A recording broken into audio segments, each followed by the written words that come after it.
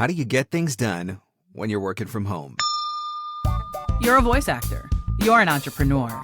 You're a VOpreneur. Welcome to the Everyday VOpreneur podcast, your guide through the business of voiceover. Your number one marketing tool is your voiceover demos. When you're posting them online, you want to be sure they're playable on any device and with any browser. The VoiceZam player does exactly that. Sign up at msvo.me/msvoicezam and receive 3 months of VoiceZam for the price of one. Sign up now at msvo.me/msvoicezam. The VOpreneur podcast. Hey, it doesn't suck. Not as funny as Conan. Not as cute as Seth Meyers. Not as smart as Colbert. But he's one of us, and that counts for something. Here's Mark Scott, the original Everyday VOpreneur. What's up? Welcome to another episode of the Everyday VOpreneur podcast, your guide through the business of voiceover. I'm Mark Scott, and I'm really excited to be with you again for another episode of the podcast and looking forward to diving into a topic that is really important to all of us, and that is working from home, and more specifically, how to stay productive when we're working from home. Before we dive into this week's episode, I just want to remind you that you can subscribe to the podcast wherever fine podcasts are given away for free. That way you never have to miss another episode. And you can do that through Apple Podcasts, through Google Play, through Spotify, Stitcher, and Podbean. And I'd also like to really encourage you to take a minute to leave a review. If you've been enjoying the podcast, if it's been providing you with helpful information, if you're learning things, leave a review so that other people can know and so that other people can find the podcast as well. And you can leave those reviews anywhere, but I do especially appreciate those reviews left on Apple Podcasts. Oh, and by the way, remember that you can listen to any episode anytime by jumping onto the website at VOpreneur.com. Go back all the way through all the old episodes at VOpreneur.com. While you're there, make sure you click on the shop button. Order yourself a VOpreneur hoodie or the original voiceover hoodie. Keep yourself warm as we head towards the winter, or, maybe make it an early Christmas gift for yourself. All right, on this week's episode, we are going to talk about working from home because for the vast majority of us, pretty much all of us, that's exactly what we do. The model changed a number of years ago. We used to work from the studio. That was somebody else's studio. Agents would get us the jobs. We'd get up, we'd travel, we'd go to the studio, we'd do the recordings, and then we would come back home. And now, more and more, everything is getting done from our home offices and our home studios. And sometimes working from home can be a real challenge. Sometimes trying to stay productive when you're working from home can be a real challenge. In order to be a successful VOpreneur, part of that means being a self-starter. And for a lot of people, that doesn't necessarily come naturally. So it's a habit that you have to create for yourself. When we go to an office job and we walk into the office and we sit down in our cubicle or whatever it is, we go to work at another company, to a place of business where we have a manager and a boss, a CEO, whatever. There's something that goes on inside of our head that says, hey, we're at work now, and it's time to work. When you're working from home, you don't have that same kind of response because you're working from home. You're getting up, getting dressed, going to the kitchen table, wherever it may be that you do your work. And so in order to be able to do that successfully, you have got to be a self-starter. And that means setting yourself up for success by creating really good habits for yourself.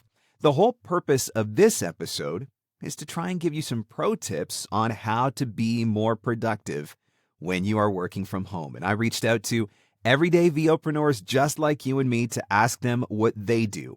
And the first person that is going to be contributing to this episode has one of the best pieces of advice. And she talks about treating your home business just like any other job. You're getting up and you're going to work. Here's a great tip and story from Darby Worley. So I've been working in voiceover for almost 20 years, and my job has changed from one where I used to run around all over New York City to auditions and bookings that an agent set up for me. And now it's more of a home business. I'm now living in London, and I'm responsible for finding most of my own work. So I've had to get hyper disciplined about keeping a set schedule. For me, it's all about treating my work at home business just like any other job with set hours. And so I try to keep to the same schedule every day, and I set aside time for those things that might distract me from my goals. So roughly my days go like this. 5 a.m. to 6 a.m. is a treasured quiet hour before the rest of the city and my husband are awake. This is when I enjoy a cup of coffee, I start to hydrate, catch up on the news, scroll my social feeds, etc. And then 6 a.m. to 8-ish is my gym time. I love to work out in the morning because then there's no chance that I'm going to skip it later in the day if I get caught up with work. I also find that I really treasure my gym community because I have friends there, and working from home, as we all know, can be kind of lonely. And I really treasure the community and the social interaction that I find there. 8 a.m. is for breakfast, a shower, and probably some more futzing around on the internet. And then by 9 o'clock, I am in the studio, my door is shut. I'm diving into whatever auditions and bookings have come in overnight. 1 to 2 p.m. is lunch and usually a television break. I'm currently binging Peaky Blinders, highly recommended. And then it's back into the studio from 2 to 6-ish. Oh, and one more thing. I try to remember to close all my social feeds and turn my phone upside down so I'm not distracted by those little notifications while I'm trying to focus. You know, we like to joke about getting up and working in our pajamas and I didn't even have to brush my teeth or comb my hair today or whatever. But I think the point that Darby makes is really important. Treating work at home like any other job and setting hours. And I think creating a schedule can be really important. And you know what? It's one of the most common questions that I get asked from VOpreneurs. What should a schedule look like? What does an ideal day look like for a voice actor? And the reality is that that's going to be different for everybody. But I think the one thing that does need to happen is there needs to be a start time and an end time, just as if you were going to a regular job. And by the way, I also want to point out one other thing that Darby said, working out in the morning so there's no chance to skip it later in the day if she gets busy. Did anybody else feel a little bit of conviction over that one?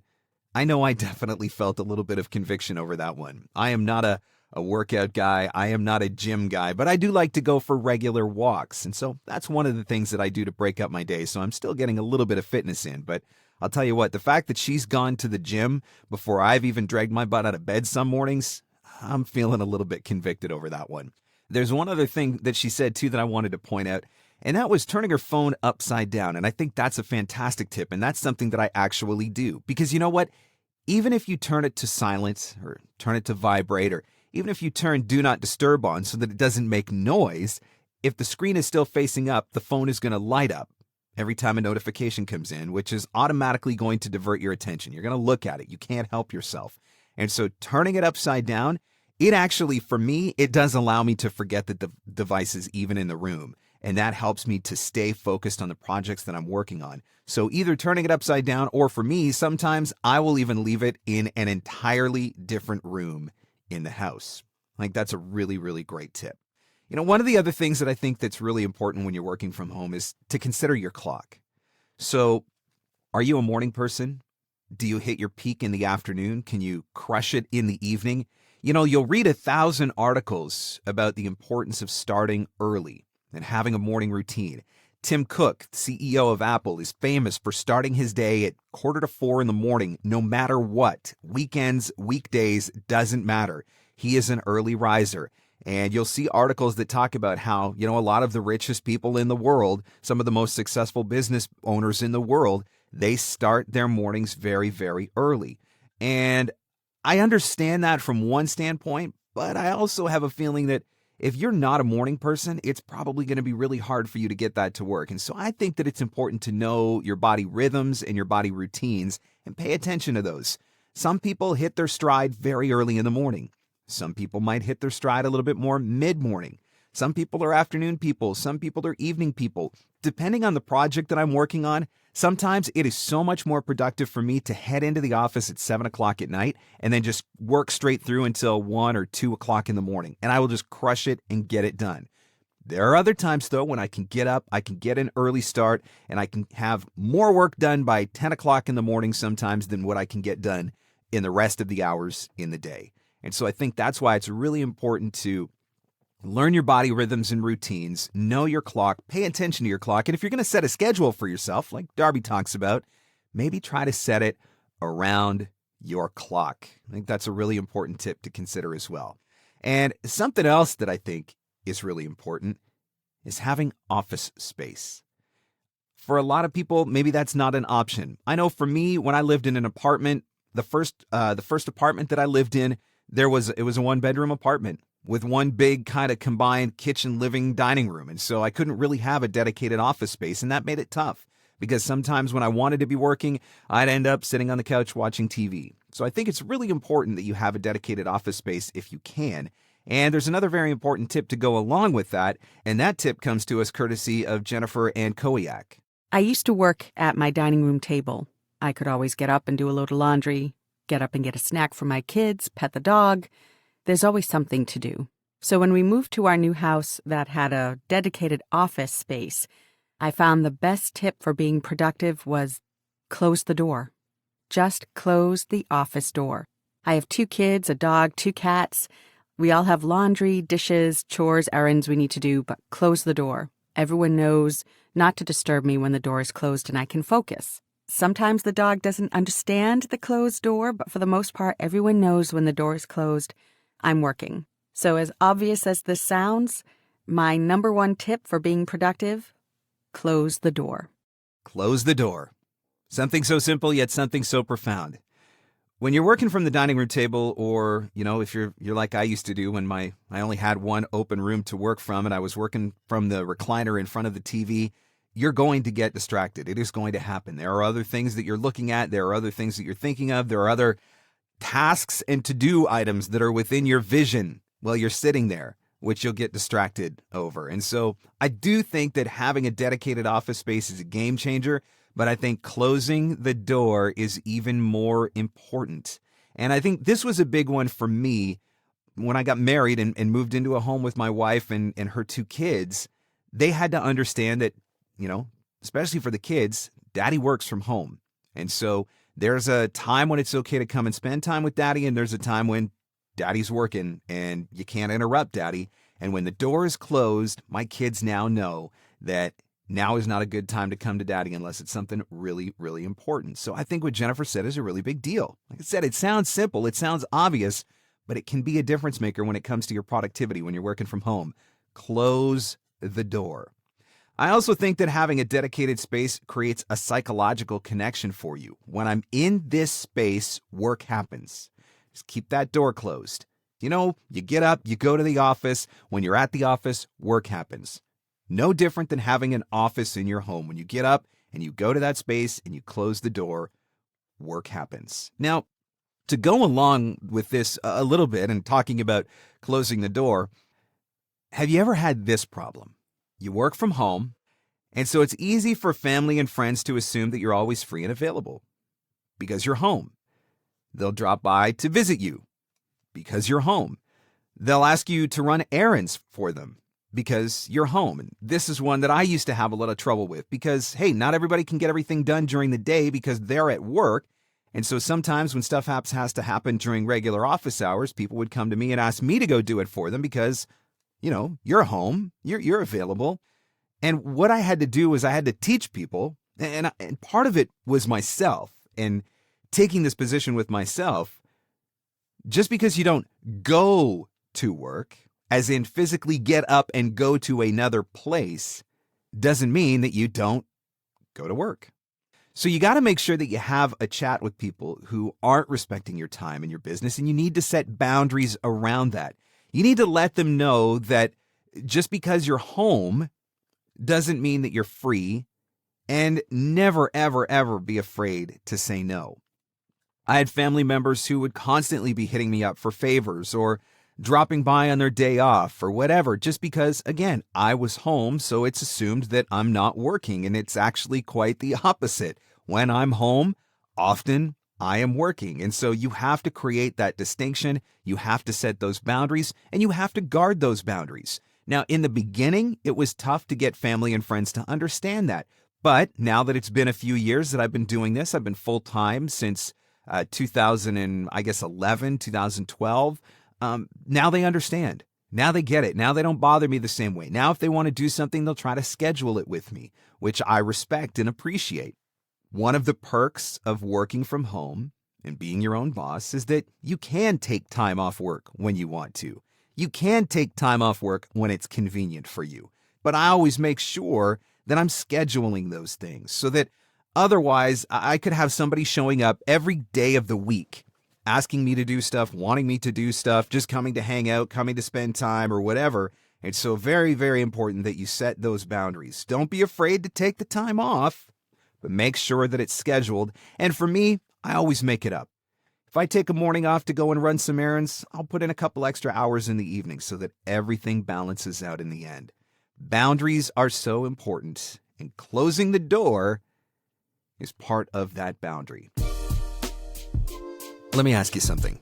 Are you booking work from your website? Do you have a site you're proud to send people to that you want to link to from social media or from your emails?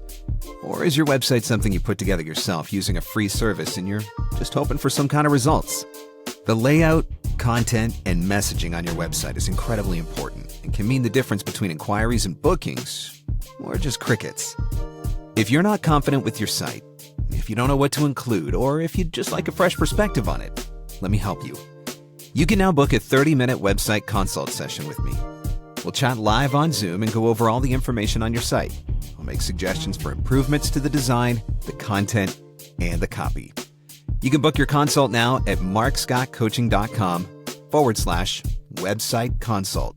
That's markscottcoaching.com/website consult. Now, back to our show. I remember what it was like when I was working in radio.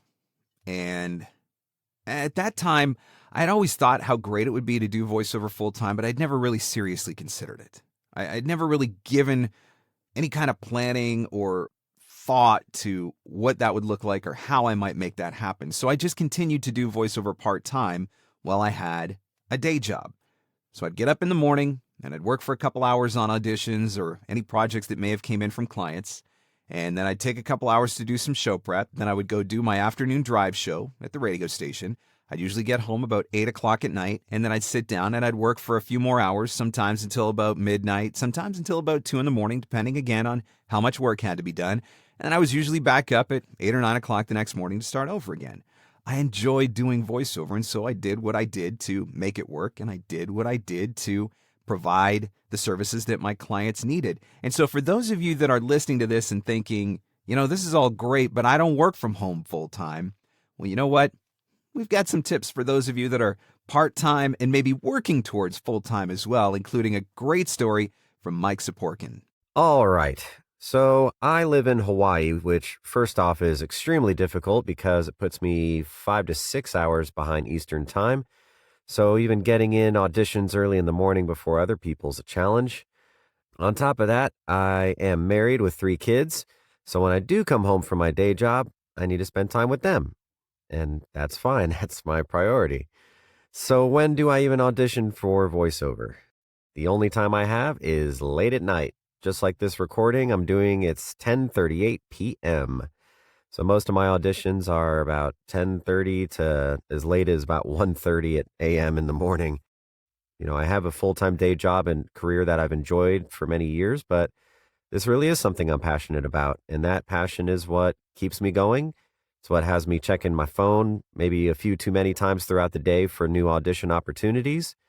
And it's what helps me to stay up late at night and do my auditions. And thankfully, I have a supportive wife, and you definitely have to have some kind of support system.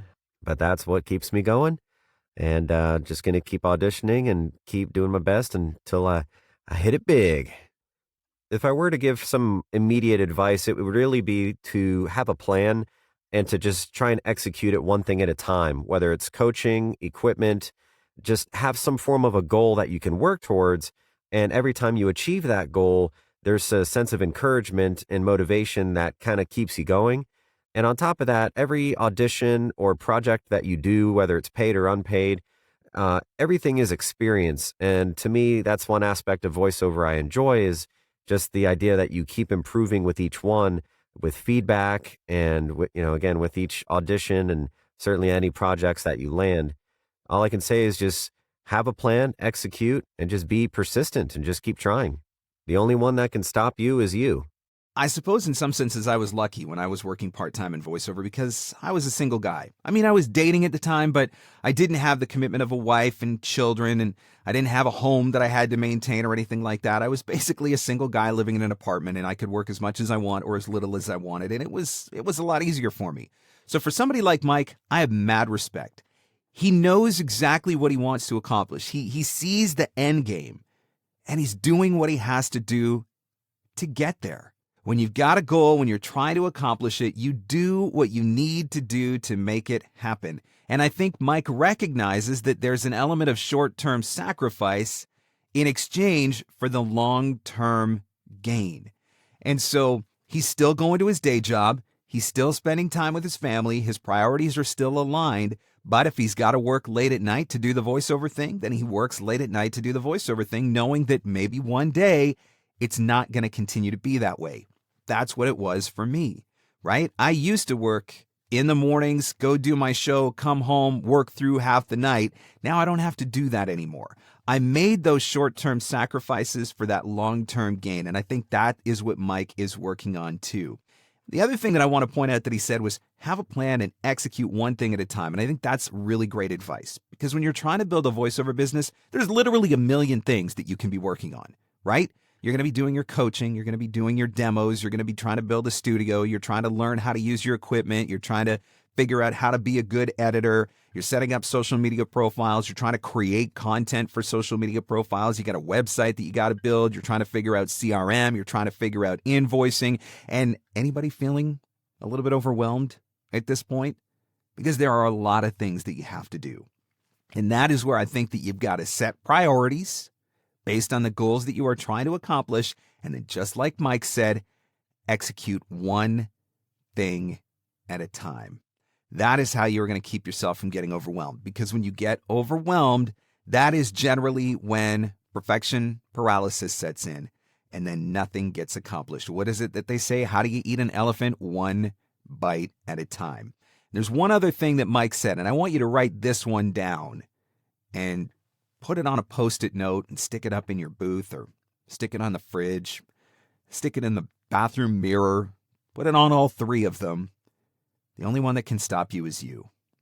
The only one that can stop you is you. That right there is the difference between an employee and a VOpreneur. As a VOpreneur, you recognize that the buck stops with you. You can work as hard as you want or as little as you want. You can do as much as you want or as little as you want. You can earn as much as you want or as little as you want. You can audition as much as you want or as little as you want. Everything stops with you. The only one that is going to keep you from achieving whatever level of success it is that you desire to attain is you. Thank you, Michael, for that line. That right there is a good word. We like to joke about working in our pajamas, right? I mentioned that earlier in the episode, but I don't always know that that is the best strategy. And Zuleika Desiga talks to that in her story. Listen to this. I like to share one of my best tips for being productive. When I wake up, I know the level of energy I will have during that day. When I know it's one of those days when I don't feel enough energy to focus, I make the decision to go to a coffee shop. Before I leave home, I make a point of taking a shower and prepare as if I were going to a recording session. Coffee shops are perfect for me because I can be there for a long time without spending too much money, and they help me get into a business mindset. Plus, I can enjoy the smell of coffee. For me, it's like going to a fitness class instead of working out on my own. I feed on the energy of the people around me. Sometimes isolation makes me crabby, so going to a coffee shop improves my mental state, and I get things done. I like how she says, get up, take a shower, prepare like you're going to a studio, right? Treat it like a job. When you don't do that, just that simple act of getting up and staying in your jammies, that in and of itself is going to have a huge impact on your productivity. And I am 100% on board with a change of scenery. Think about it. When you work from home, you're literally there 24/7. And that in and of itself can be exhausting. It's hard to get inspired. It's hard to get motivated. It's hard to be creative when you're looking at the exact same space all day, every day, 24/7, 365. And so that is why I am a big proponent of the change of scenery. When the weather is nice, I have a table and a chair out in my garden, and I will go sit in my garden by my pond, and I'll take my laptop, or sometimes I'll just take a notebook and I'll work out there and just enjoy that change of pace, that change of scenery. Sometimes it's going for a walk. Sometimes it's going for a bike ride. And you know what? I have said many times in the past that I can get more done some days in 2 hours working at a Tim Hortons, which is a coffee shop. For those of you not familiar with Timmy's, it's very Canadian. But anyway, I can get more done in 2 hours at a Timmy's sometimes than I can in an entire day working in my office. The change of scenery removes all the distractions, and it sparks my creativity.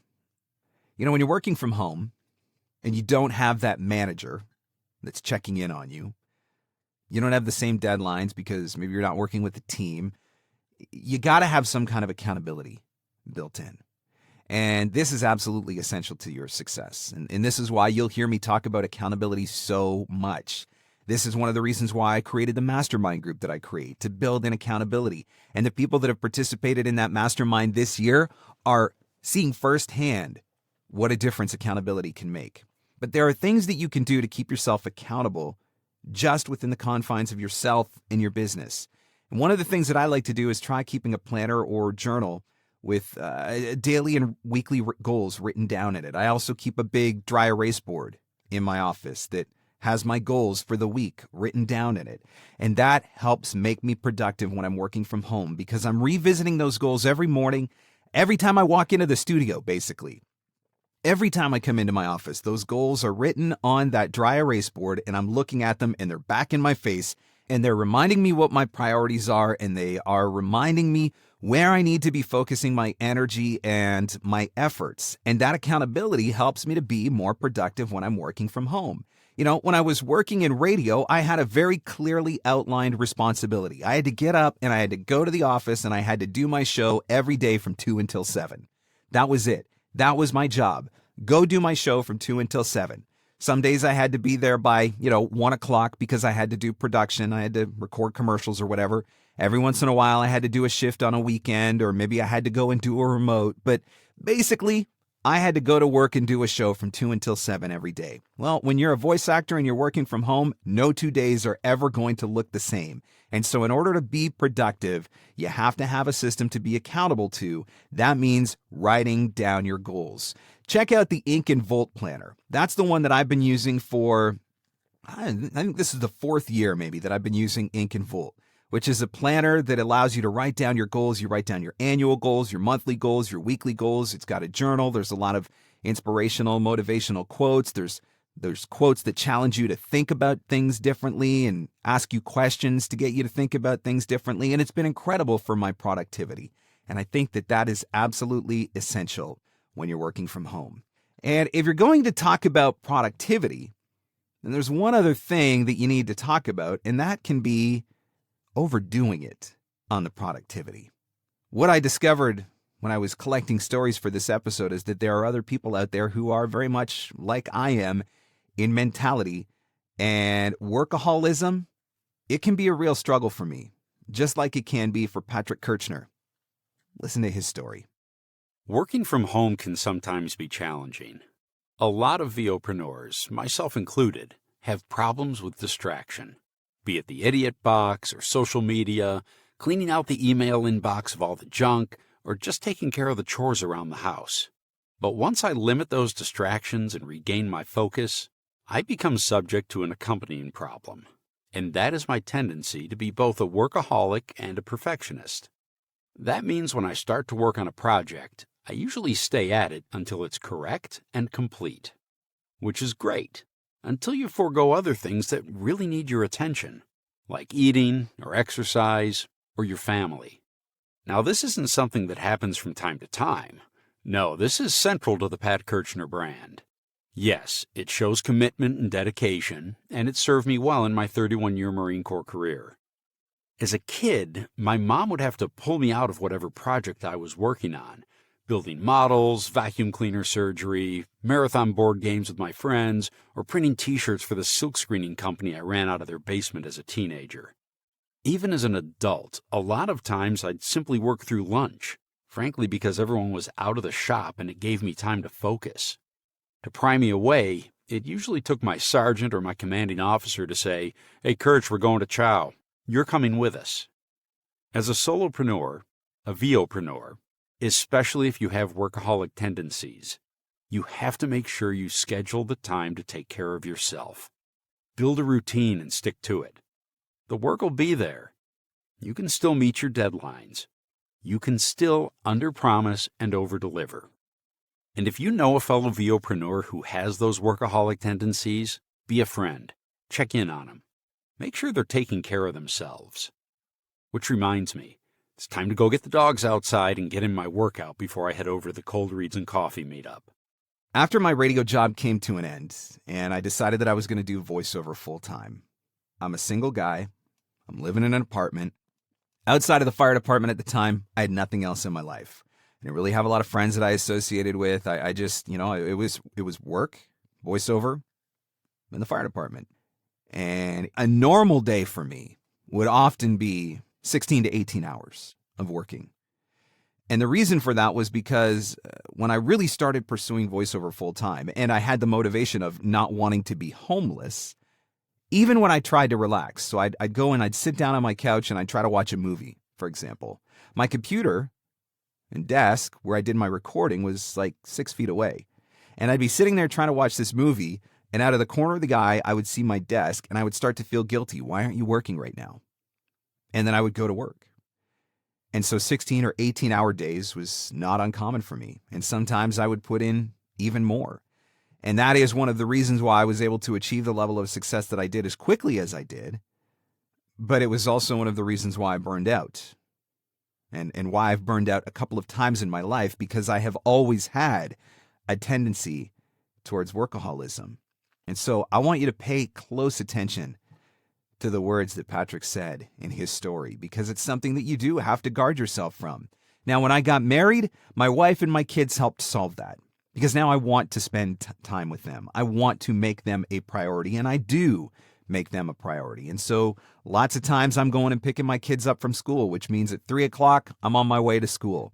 And maybe I'll hang out with my kids for a little while after school. My wife comes home from work. Maybe she'll make supper. I'll come downstairs and work for another hour or two. Or maybe some days I make supper, and then I don't come downstairs again until my kids go to bed at 8 o'clock. And then maybe I'll work for an hour or two in the evening. But it's forced me to reevaluate my schedule. It's forced me to reduce my hours, which has also forced me to learn how to be more productive. It's forced me to learn how to devote my time and my effort and my energies into the things that are most important. And what Patrick talked about, I think it ties in perfectly with what Darby said at the very beginning, which was setting a schedule, having a schedule and creating boundaries. Particularly when you're starting out, and even after you've been doing this for a while, and I still struggle with this too, you feel like you've got to be available to your clients 24/7. And this can be really hard when you've got clients in other time zones as well. Something comes in and it's like midnight and you're just going to bed, and then you're like, shoot, I should probably go do this. And you start to feel guilty and you go do it. You know what?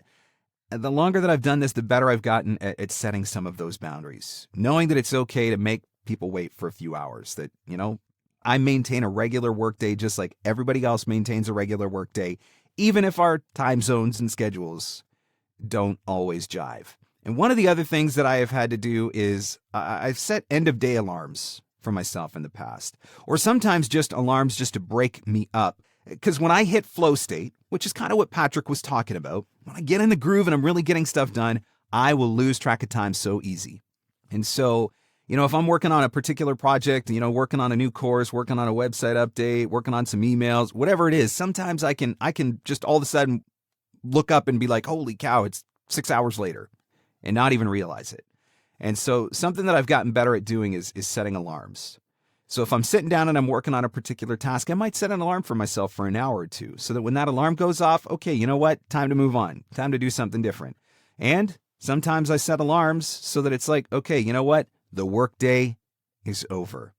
Now it is okay to go and do something else. And now that I have my wife and kids, as I talked about earlier, this has gotten a lot easier for me. I don't necessarily have to set the end of day alarms as often as I used to, but it's just another tip that you can keep in your toolbox to try to make sure that you are creating balance.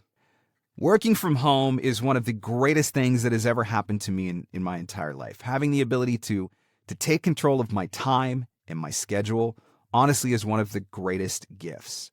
Freedom and flexibility. That's what it was all about for me. When I talk about my overarching why, it was about the freedom and flexibility to be able to set my schedule. All of that stuff can happen when you master the ability to work from home and do it productively. But we've all got to learn how to do it responsibly.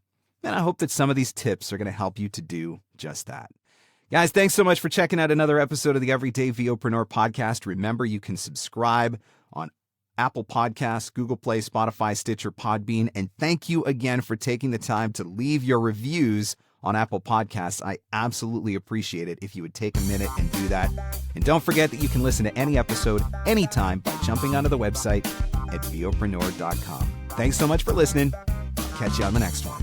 The Everyday VOpreneur podcast. Available everywhere fine podcasts are given away for free. Mostly, we think. Your number one marketing tool is your voiceover demos. When you're posting them online, you want to be sure they're playable on any device and with any browser. The VoiceZam player does exactly that. Sign up at msvo.me/msvoicezam and receive 3 months of VoiceZam for the price of 1. Sign up now at msvo.me/msvoicezam. And scene. And that's a wrap. Thanks for hanging in. Thanks for hanging out. Want more VOpreneur goodness? Jump online at VOpreneur.com.